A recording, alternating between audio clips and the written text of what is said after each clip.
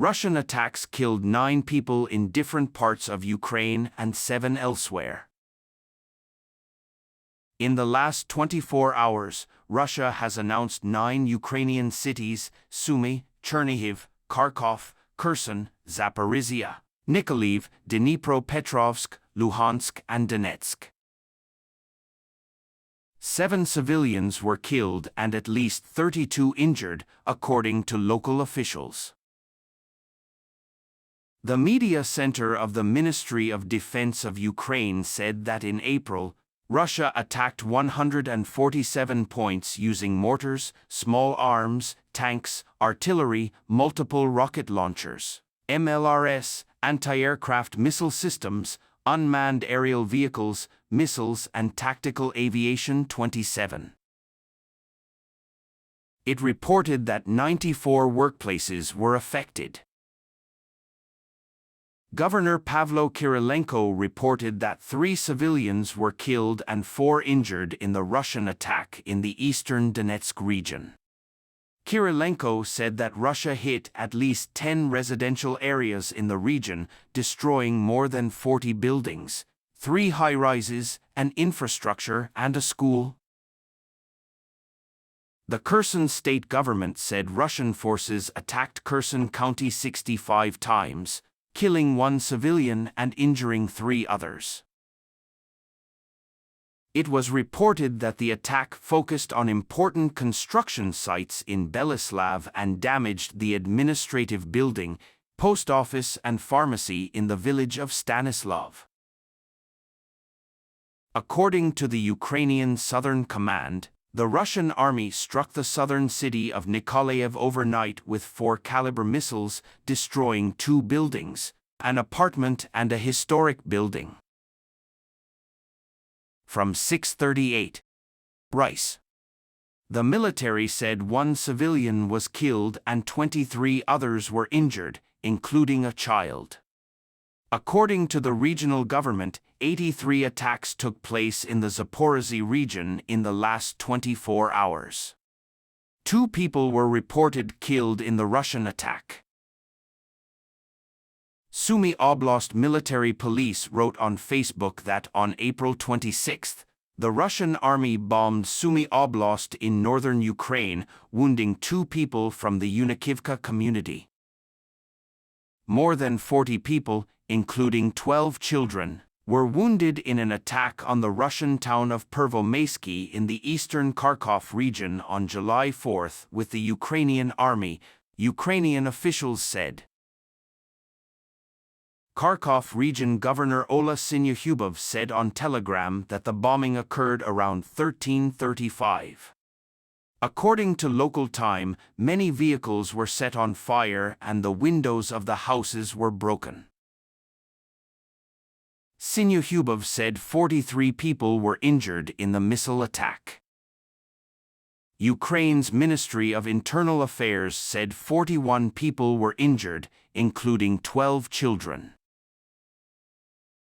Sinyuhubov said that among the injured were a 10-month-old boy and a 1-year-old boy.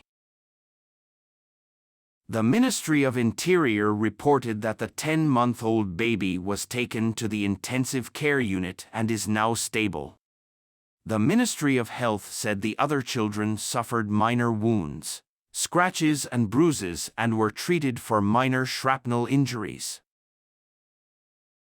Protest against parking outside the houses in the city of Pervomaysky, far from the current hotspot in the Donbass region. The Interior Ministry said the rocket attack damaged 8 high-rise buildings and 8 cars.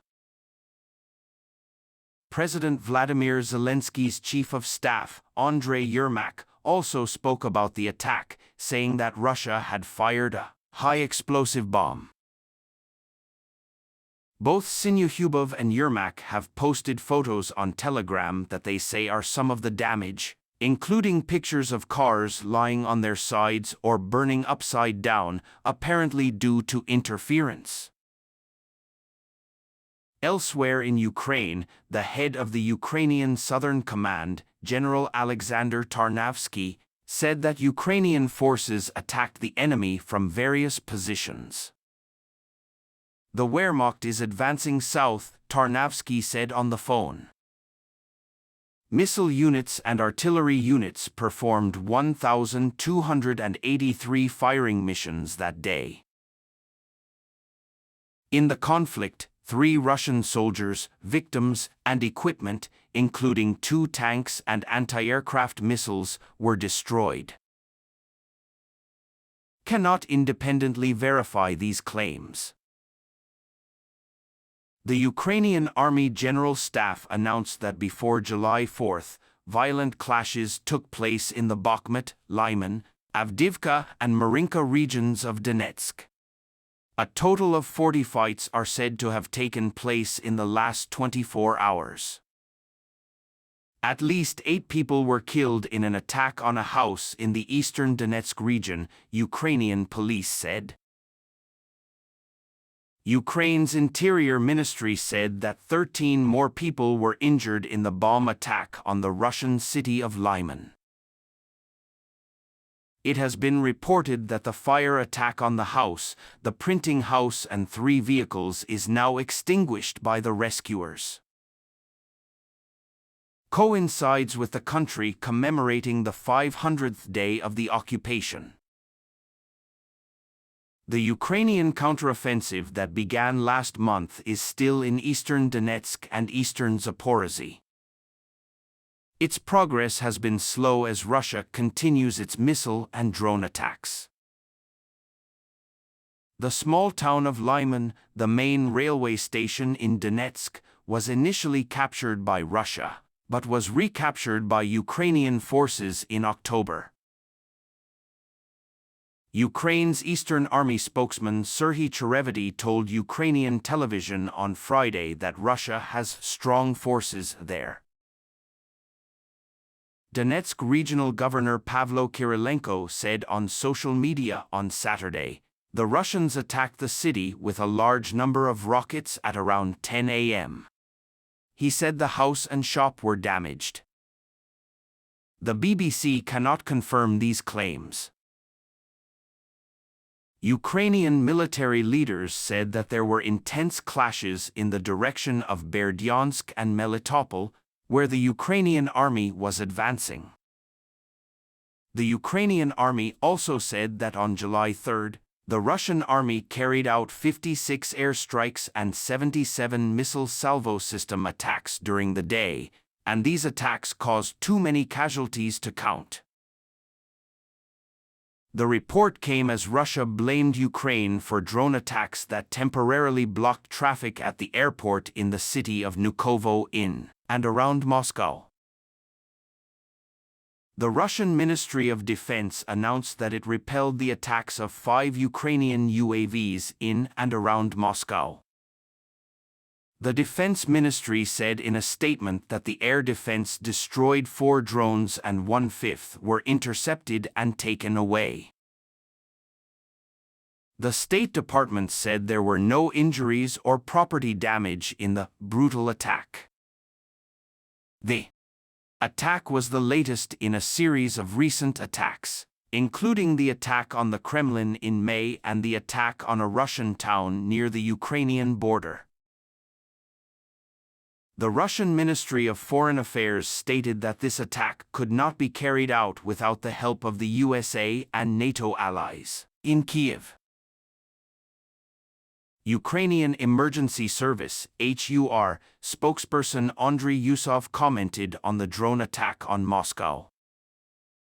"If we talk about Moscow, we don't always talk about it. But it happened.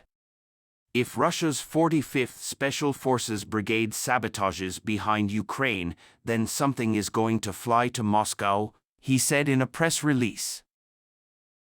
The drone attack is the first attack on the Russian city since the attack on military leader Yevgeny Prigozhin 11 days ago.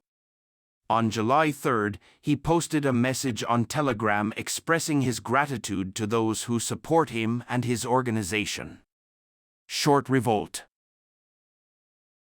Prigozhin said that he ordered his soldiers to stop them first to prevent war. On June 24, He and hundreds of Wagner soldiers led a brief counteroffensive that captured the city of Rostov-on-Don in southern Russia and threatened to march on Moscow.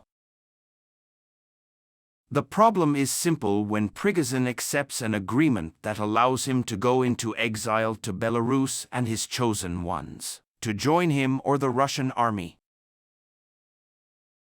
Another victim, a 75-year-old woman who lived in an adjacent building, suffered bleeding from the shock of the explosion, according to first responders at the scene. Ukrainian National Police said 17 people were injured and 3 children were rescued from the rock. 9 people were hospitalized. The bombing is far from the vast area or war zone in eastern Ukraine where the brutal war on terrorism is being waged. During its 14-month war, Moscow launched long-range rockets aimed mostly at civilian areas. Ukrainian officials and analysts said this attack was part of a deliberate attack on the Kremlin.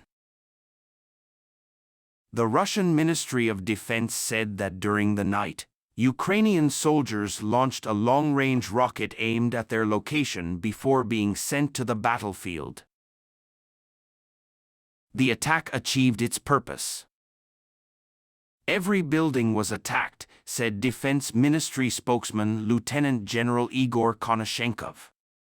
He did not mention a specific place or building that was hit during the attack.